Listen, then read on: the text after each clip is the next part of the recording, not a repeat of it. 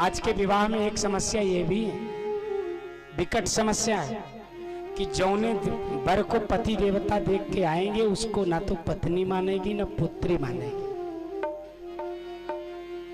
कितने शर्म की बात है कि जो बाप अपनी बिटिया के लिए वर देख करके आता है तो उसको बिटिया कहती हम देखेंगे और पत्नी कहती हम बिना देखे नहीं मानेंगे।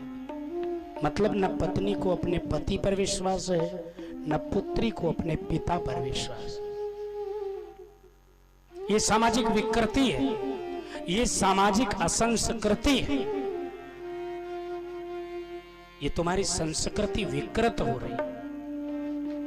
पिता जिस कन्या को देख करके आए उसमें पत्नी और पुत्री यह कदापि न कहें कि हम देखेंगे।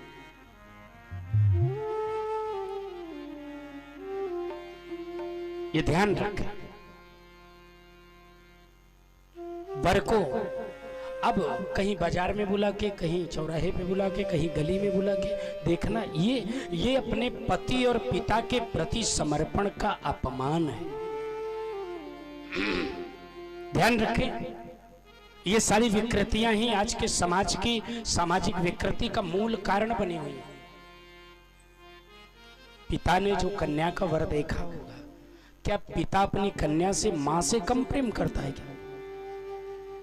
ये तो पत्नी का अत्याचार है अपने पति के ऊपर कि हम तुम्हारी बात नहीं मानेंगे। हंसने के लिए कथा नहीं कह रहा हूं, बिल्कुल मत हंसो। शर्म आने की बात के लिए कथा कह रहा हूं कि अपने पति पर भरोसा नहीं है कि वो जो वर देखे होंगे अगर पति एक बार कह भी दे। आजकल पुत्र लड़की देख रहा है विवाह में, ये तुम्हारे भारतीय संस्कृति का अपमान है। न जाने कितनी पीढ़ियां गुजर गई, बाप के द्वारा देखी गई बहू पर पुत्र ने जाकर के विवाह किया। कहीं कोई संस्कृति गड़बड़ भई कि संस्कार गड़बड़ भय, और आज बेटा खूब देख करके बेटी को विवाह कर रहा है। आजकल प्रेम पहले होता है, विवाह बाद में होता है, इसलिए विवाह के बाद प्रेम खत्म हो जाता है। पहले विवाह पहले होता था और प्रेम बाद में होता था, इसलिए एक जन्म में प्रेम नहीं समाप्त होता था, 7 जन्म कम पड़ जाते थे उसी पति के प्रेम पाने के लिए। देवियां स्तुति करके, सती की पूजा करके, महाराज अमावस्या की पूजा करके, सावित्री की पूजा करके और आदि आदि तमाम पूजाएं आप सबको मालूम, व्रत बहुत करती हैं आजकल। एकादशी का व्रत माताएं रहती हैं, तेरस रहती हैं, सोमवार पे उनके कब्जे है, बृहस्पतिवार दूसरा रह ही नहीं सकता, प्रदोष कोनो माई का लाल नहीं कि छेने ले। आजकल तो खटपट देवी कौन आ गई है, चटपट देवी, वहू पे कब्जा हो गया है। अष्टमी रहबे करी है, रामनवमी न रही है तो रही है कैसे, नवरात दोनों पक्ष के रहबे करे हैं। माने सारे व्रत माताएं करती हैं। मैं माताओं को कह रहा हूं कि व्रत तुम लाख करो, एक व्रत रोज रखो, लेकिन अगर तुम्हारे पास पातिव व्रत नहीं है तो तुम्हारे उन समस्त व्रतों का कोई मतलब नहीं है, और यदि पातिव व्रत है तो उन व्रतों की कोई आवश्यकता नहीं है। केवल एक व्रत, पातिव व्रत। और पातिव व्रत का पहला लक्षण है अपने पति पर विश्वास करना। और पति जिस वर को देख करके आ रहा है तो पत्नी कह रही है, ए सुना हमका तई दिखा दे, तो है ना, खपरी चाल ही डालती हैं।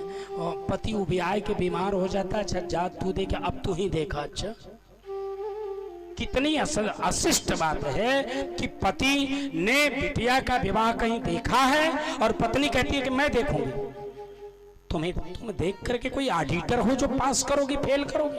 अरे पर मुझे खोजना है, तुम ही खोजा करो, तुम ही देखा करो। ये थोड़ी कठोर बात है, पर इसके कारण भी बेटियां जहर हो रही हैं, उनका विवाह सही जगह से नहीं हो पा रहा है, क्योंकि देवी जी कोनो न कोनो नाक नुक्स लगाई के 100 दुल्हा फेले करे बैठी। बोलो ना, ये कितनी बड़ी बीमारी है इस समाज की, कैसे दूर करोगे इसको?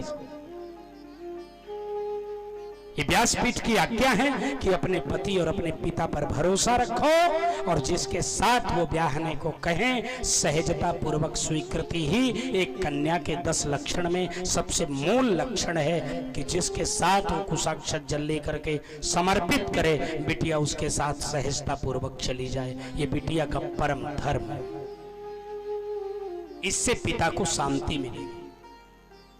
और यदि पुत्र का विवाह हो और पुत्र का दबाव हो पिता के ऊपर, अभागा पिता है,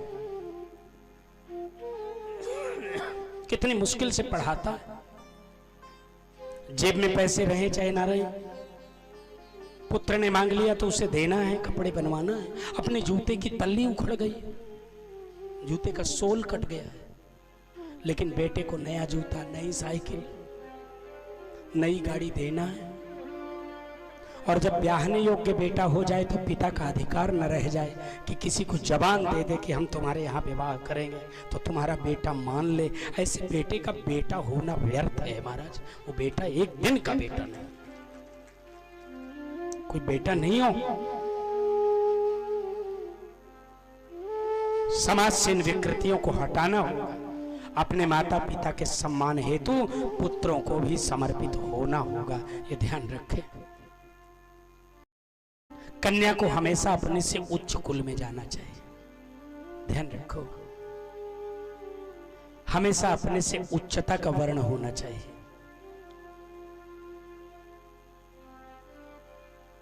वैसे तो हमारे मन मस्तिष्क में यह बात बिल्कुल नहीं है कि कोई ब्राह्मण छोटा हो, कोई ब्राह्मण बड़ा हो। सब ब्राह्मण सालक ग्राम की मूर्ति हैं।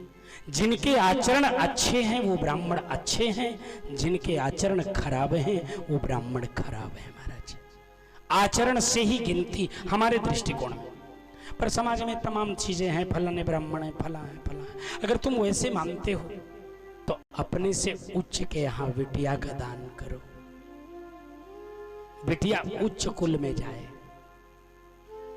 और एक बात और सुन लीजिए कि अगर कोई आपके यहाँ बिटिया ब्याह दे तो उसे नीच न मान लीजिएगा। अच्छा, हाँ, प्रायः ये बातें होती हैं, अरे उनके बिटिया, उनके परिवार के लड़कियां सब हमारे नहीं आए हैं, ये क्या है तुम्हारे यहाँ आएगी तो गवर्नर हो गए तो।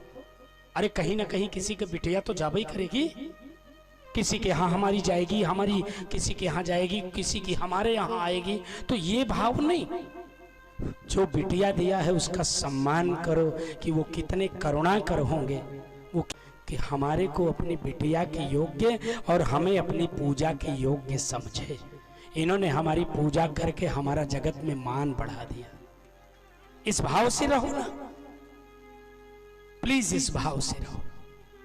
जनक जी दशरथ जी को साधुवाद देने लगे तो दशरथ जी ने कहा, जनक मैं तो धनवान बहुत था लेकिन विद्वत्ता में तुमसे बहुत पीछे हूं। जनक तुम विद्वान और मनीषी बहुत हो, तुम्हारे जैसे विद्वान और मनीषी की बिटिया का पाणी ग्रहण मेरे पुत्र के द्वारा हुआ, समाज में मेरा मान बढ़ गया। जनक तुमने मेरे मान को बढ़ा दिया। इस बातें बहुत मानसिक रूप से इसे स्वीकार करेंगे तो एक अच्छे समाज का, एक अच्छे राष्ट्र का निर्माण हो।